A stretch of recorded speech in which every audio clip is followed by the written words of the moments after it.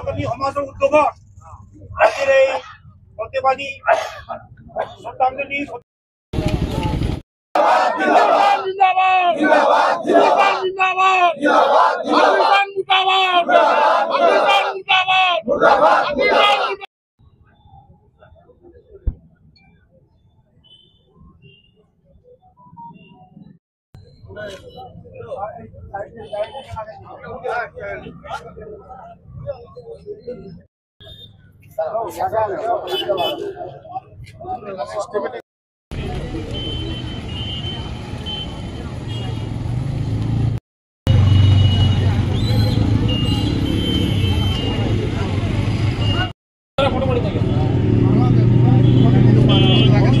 সবকে নমস্কাৰ। প্ৰথমতে আজি আমি গোসাইগাঁৱৰ হিন্দু সমাজ তথা সনাতনী সমাজ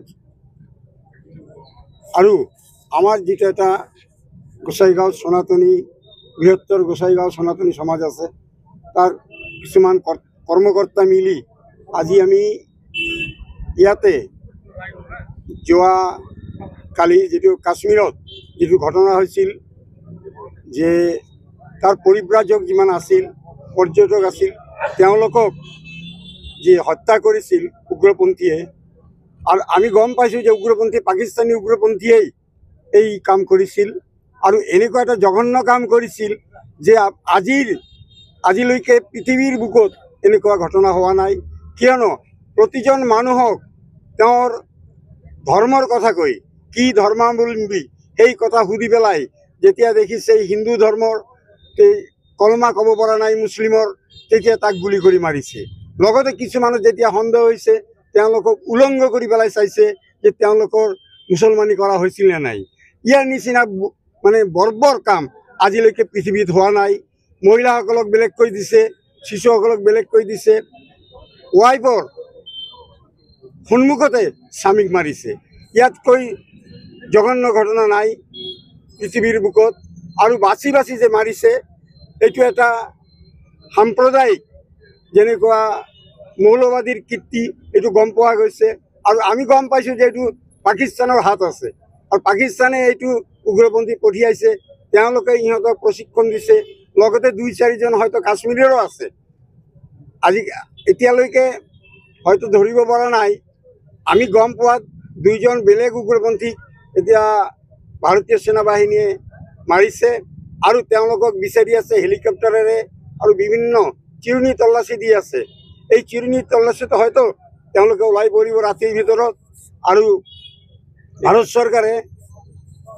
চৰকাৰে এই বিষয়ে ইমাৰ্জেঞ্চি এটা বৈঠক বহিছে। আশা কৰিছোঁ ইয়াৰ উচিত যিটো প্ৰতিবাদ শিক্ষা দিয়া হ'ব, পাকিস্তানক এচকনি দিয়া হ'ব। আৰু এই বিষয়ে আমিও গোসাইগাঁওবাসী ৰাইজে, গোসাইগাঁওবাসী সনাতনী ৰাইজে আমিও প্ৰতিবাদ কৰিছোঁ যে যাতে এই যে উগ্ৰপন্থী মৌলবাদীয়ে যি ধৰণৰ বৰ্বৰ কাম কৰিলে তাৰ আমি বিচাৰ চাওঁ আৰু ইয়াৰ বদলা আমাক লাগে। যোৱাকালি যি নিৰ্মম হত্যাকাণ্ড সংঘটিত হ'লে জম্মু কাশ্মীৰৰ পেহেলগামত দেখিবলৈ পাইছোঁ বাৰে বাৰে হিন্দুসকলৰ ওপৰত টাৰ্গেট কৰা হৈছে, হিন্দু নিধনযজ্ঞ পালন কৰা হয়। আৰু এই ঘটনাৰ প্ৰতিবাদত আজি আমি সমূহ গোসাইগাঁওবাসী তথা গোসাইগাঁও মহকুমা সনাতনী সমাজৰ পৰা এক প্ৰতিবাদী কাৰ্যসূচী কৰিলোঁ। আৰু লগতে আমি ভাৰত চৰকাৰ তথা অসম চৰকাৰৰ দাবী জনাইছোঁ এই ঘটনাৰ সন্দৰ্ভত যিসকল জড়িত পাকিস্তানী হওক আৰু কাশ্মীৰী হওক তেখেতক অতি সোনকালে কৰায়ত্ব কৰিব লাগে আৰু তেখেতক শাস্তি বিহিব লাগে তেখেতক। আৰু ভাৰত চৰকাৰৰ এইটো আমাৰ হিন্দুসকলক আৰু কিমান টাৰ্গেট কৰিব। কেইদিনমান আগতে আপোনাক চাইছে পশ্চিমবংগৰ মুৰ্ছিদাবাদত তেনেকুৱা কৰে। এই বিশ্বত মানে সদায় বিশ্ব শান্তি আৰু শান্তিৰ বাৰ্তা লৈ ফুৰা হিন্দুসকলক আমি দেখিবলৈ পাওঁ সদায় টাৰ্গেট কৰে। বিশ্ব শান্তিৰ অগ্ৰণী ভূমিকা গ্ৰহণ কৰে হিন্দুসকলে, আৰু হিন্দুসকলক সদায় টাৰ্গেট কৰি জিহাদী মৌলবাদীসকলে কৰি ফুৰিছে। এই ঘটনা আৰু সহ্য কৰিব নালাগে। ভাৰত চৰকাৰে অতি সোনকালে এক কঠোৰ পদক্ষেপ গ্ৰহণ কৰাৰ আমি অসমৰ পৰা দাবী জনাইছোঁ।